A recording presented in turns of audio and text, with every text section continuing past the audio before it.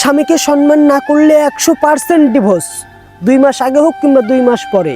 শুনে যান, একজন বুদ্ধিমান নারী কখনোই তার স্বামীর মনে কষ্ট দিয়ে কিংবা তার স্বামীকে অপমান করে কিংবা তার স্বামীকে ছোট করে কিংবা তার স্বামীকে আঘাত দিয়ে তার বাপের বাড়ির লোকদের সামনে ছোট করে কোনো কথা বলে না, কারণ সেই মেয়েটি জানে এই জীবনে তার স্বামী তার সুখ দুঃখের সাথী এবং পরকালে জান্নাতের সঙ্গী। বুদ্ধিমান তো সেই মেয়ে, যেই মেয়ে তার বাবার বাড়ির লোকজনদের সামনে তার স্বামীকে বড় করে সম্মান করে ভালোবেসে পরিচয় করিয়ে দেয়, তার স্বামীর মনে আঘাত দেওয়ার মতো কোনো কথা বলে না। তখন সেই স্বামীর মনটা গর্বে ভরে যায়। যে স্ত্রী তার বাবার বাড়িতে গিয়ে স্বামীকে বড় করে, স্বামীকে সম্মান করে, স্বামীকে ভালোবাসে, সেই স্ত্রী স্বামীর বাবার বাড়িতে এসে সম্মান পায়, ভালোবাসা পায়, আদিক্ষেতা পায় এবং বড় হয়।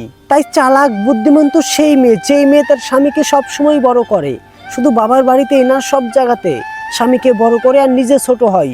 দেখবেন বাহিরে যেসব স্ত্রী তার স্বামীকে বড় করে সেই সব স্ত্রীরা ভয়ঙ্কর মাপের চালাক।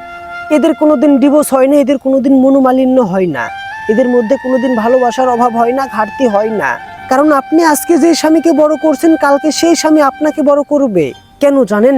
কারণ ওই যে আপনি আপনার স্বামীকে সম্মান করেছিলেন, সেই জন্যে প্রয়োজনে আপনার জন্য তার আত্মীয় স্বজন সবার কাছ থেকে দূরে চলে আসবে।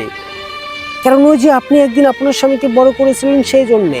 যদি আপনার স্বামীর আত্মীয় স্বজন আপনাকে ছোট করে দেখে, আপনাকে অপমান করে, তাহলে দেখবেন প্রয়োজনে আপনার স্বামী তাদের কাছ থেকে যোগাযোগ বিচ্ছিন্ন করে ফেলবে। কেন জানেন? কারণ ওই যে আপনি একদিন আপনার স্বামীকে সম্মান করে বড় করেছিলেন, সেই জন্যে। তাই স্বামীকে বড় করুন, স্বামীকে সম্মান করুন, স্বামীকে ভালোবাসুন, তাহলেই আপনার সংসার টিকে যাবে। ডিভোর্স তো হয় সেই সকল মেয়ের, যে সকল মেয়েরা স্বামীকে সম্মান করে না, শ্রদ্ধা করে না, স্বামীর কথা শুনে না। যত ডিভোর্সি মেয়ে আছে আপনি প্রত্যেককে জিজ্ঞেস করে দেখবেন, আমি আমার স্বামীকে সম্মান করতাম না, শ্রদ্ধা করতাম না, স্বামীর কথা মতো চলতাম না, স্বামীকে ভালোবাসতাম না। বিশ্বাস করেন, যে এই মেয়ে তার স্বামীকে সম্মান করে না, তার ডিভোর্স অবধারিত, তার ডিভোর্স কেউ ঠেকাতে পারবে না।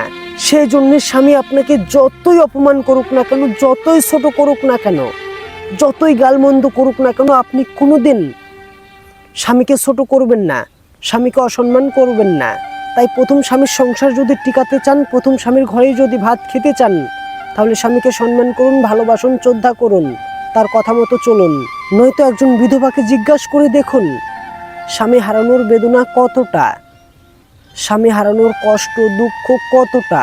শুনেন, বিধবাদের একটাই আফসোস, কেন তাকে জীবিত রেখে তার স্বামী মারা গেল। সুখে থাকতে ভূতে কিলাই, আর আপনি ডিভোর্স নেওয়ার চিন্তা করছেন। সাবধান বোন, খুবই সাবধান।